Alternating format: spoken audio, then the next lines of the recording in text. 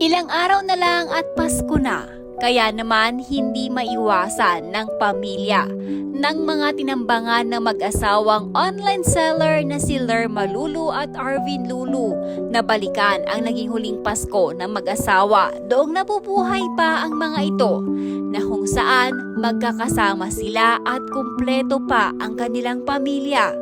Sa social media ng kapatid ni Lerma na si Leslie Lulu, binalikan nito ang nangyaring pagdiriwang ng kanilang Pasko noong nakaraang taon. Walang kamalay-malay na ito din pala ang huling Pasko na makakasama niya ang kanyang ate Lerma. At kung tatanungin si Leslie kung anong kanyang kahilingan ngayong paparating na Pasko, nais umano niyang ibalik ang buhay ng kanyang ate Lerma.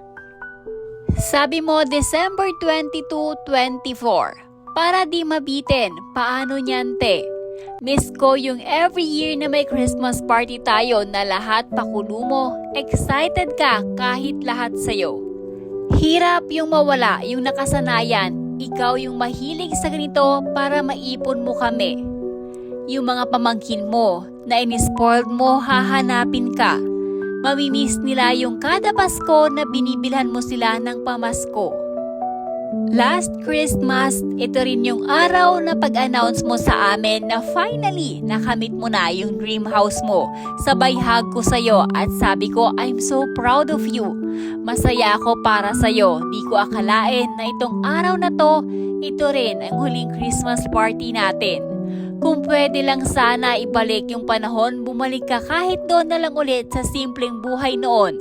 Kahit sakto lang tayo noon, masaya. Tas pagsahod mo, ilalabas mo kami. Di ko kailangan yung marangyang buhay kung ganito lang din naman at mawawala ka. Kung pwede lang sanang i-wish na bumalik ka. Pwede lang sana hanapin si Doraemon at bumalik sa panahon na yon. Heto yung araw na tinatago mo sa amin yung place kasi busy ka nag-aayos sa bahay. Ayaw mo pakita sa amin, tas ito din pala yung bahay na gusto mong sabihin sa amin na sa iyo na, yung dream mo na finally nakamit mo na. Santa, ang wish ko sa Pasko, ibalik mo na lang yung ate ko, please.